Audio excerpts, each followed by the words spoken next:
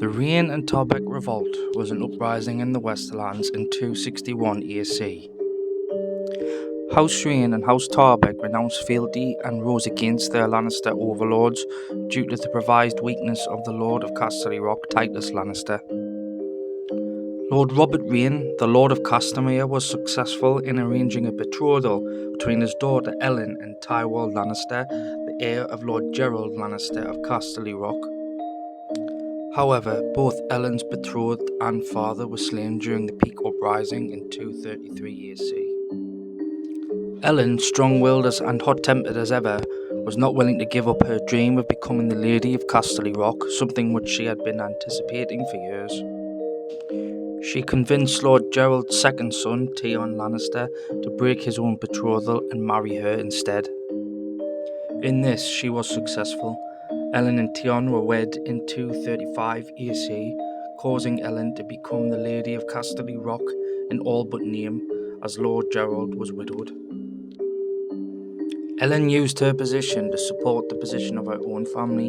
In 236 AC, she became a widow when Tywin died in the Fourth Blackfire Rebellion.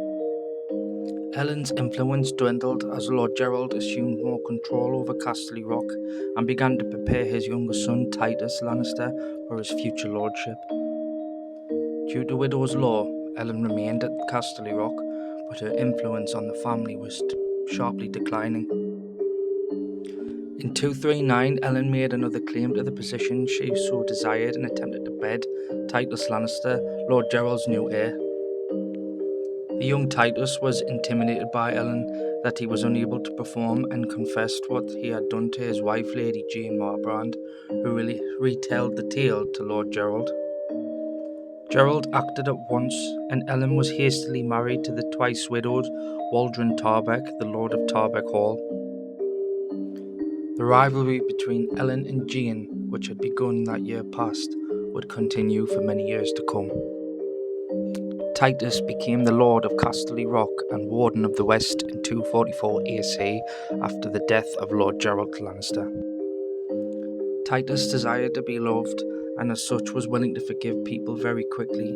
Many saw this as a weakness, and as such many of Titus's bannermen and merchants from Lannisport and Case borrowed money from him without paying their debts back.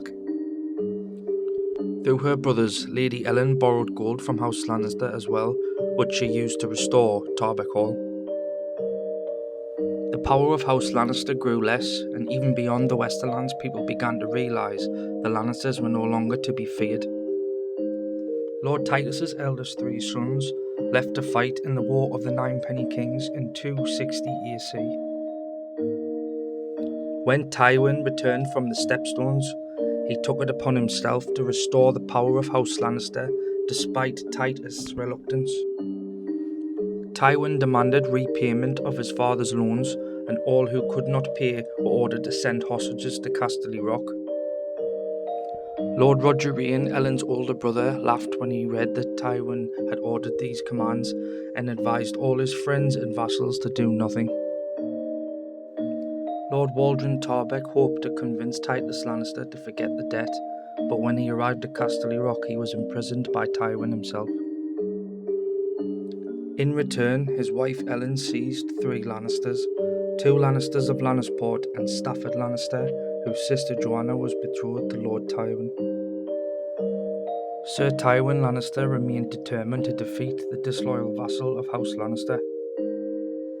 In 261 AC, less than a year after the exchange of captives, Tywin sent ravens to Tarbeck Hall and Castamere, demanding answers for their crimes at Casterly Rock. As expected, Lord Roger and Sir Reyne and Reyne, as well as Lord Waldron and Lady Ellen Tarbeck, rose in rebellion and renounced fealty to Casterly Rock and House Lannister.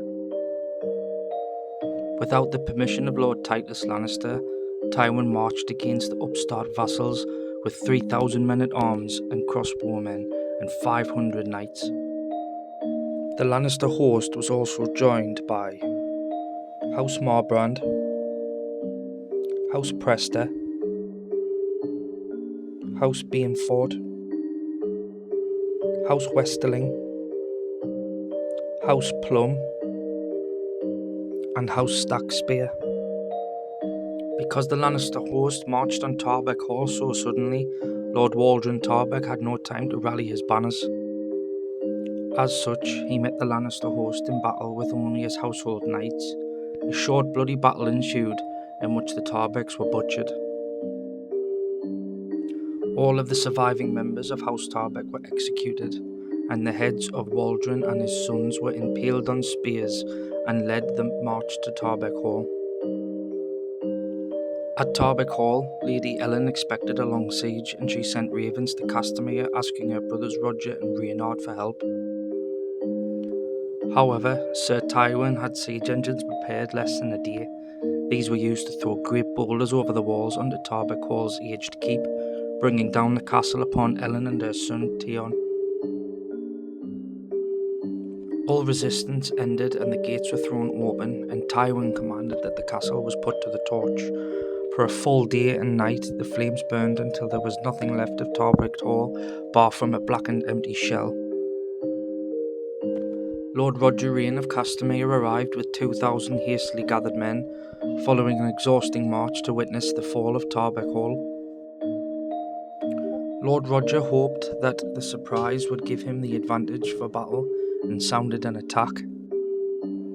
The Lannister army was quick to recover from the first charge, and when high numbers of Roger's men began to die, he seen no other option but to retreat back to Castamere.